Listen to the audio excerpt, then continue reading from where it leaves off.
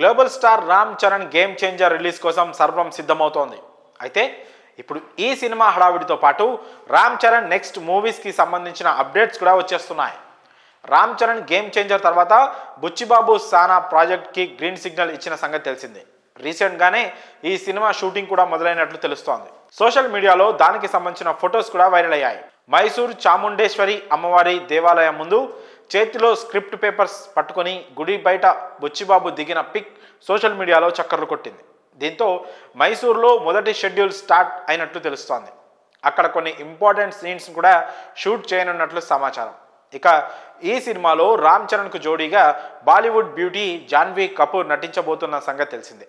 ఈ నటి కాకుండా బుచ్చిబాబు అనేక మంది ప్రముఖులను రంగంలోకి దింపుతున్నట్లు తెలుస్తోంది. ఆల్రెడీ కన్నడ యాక్టర్ శివరాజ్ కుమార్ RC16లో భాగం కానున్నారనే విషయం తెలిసిందే. ఇక రీసెంట్గా జగపతి బాబును కూడా టీంలో ఇన్వైట్ చేశారు. దానికి జగపతి బాబు కూడా థ్యాంక్ యూ కమాండర్ అంటూ ట్వీట్ చేశారు. ఇదంతా సరే, ఇప్పుడు RC16 గురించి వినిపిస్తున్న ఇంట్రెస్టింగ్ మ్యాటర్ ఏంటంటే, ఈ సినిమాలో famous web series Mirzapur fame Munna Bhai చరణ్తో పాటు యాక్ట్ చేయనున్నాడట. మున్నా భాయ్ అసలు పేరు దివ్యేందు, కానీ మీర్జాపూర్ సిరీస్ చూసిన చాలా మందికి అతను మున్నా భాయ్ గానే తెలుసు. ఈ సినిమాలో దివ్యేందు ఓ కీలక పాత్ర పోషించనున్నారని సమాచారం. త్వరలోనే మేకర్స్ కూడా దీన్ని అఫీషియల్గా అనౌన్స్ చేయనున్నారట. మీర్జాపూర్ సిరీస్ ఎంత ఫేమస్ అయిందో తెలియంది కాదు.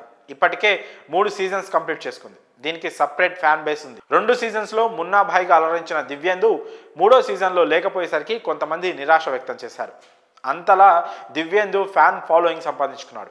అలాంటిది ఇప్పుడు చరణ్తో స్క్రీన్ షేర్ చేసుకుంటే ఇక అతని క్రేజ్ నెక్స్ట్ లెవెల్కు పెరుగుతుందని చెప్పడంలో ఎలాంటి సందేహం లేదు. ఖచ్చితంగా ఆ ఎపిసోడ్ ప్రేక్షకులకు మంచి ఎక్స్పీరియన్స్ ఇస్తుందని చెప్పి తీరాలి. ఇంతవరకు అయితే కాస్టింగ్లో ఇంకా ఎవరెవరు భాగం కానున్నారు అనే విషయాలు అయితే బయటికి రాలేదు. త్వరలోనే టీం ఈ విషయంలో ఓ క్లారిటీ ఇవ్వనున్నారు. మరి ఈ అప్డేట్పై మీ అభిప్రాయాలను కామెంట్స్ రూపంలో తెలియజేయండి.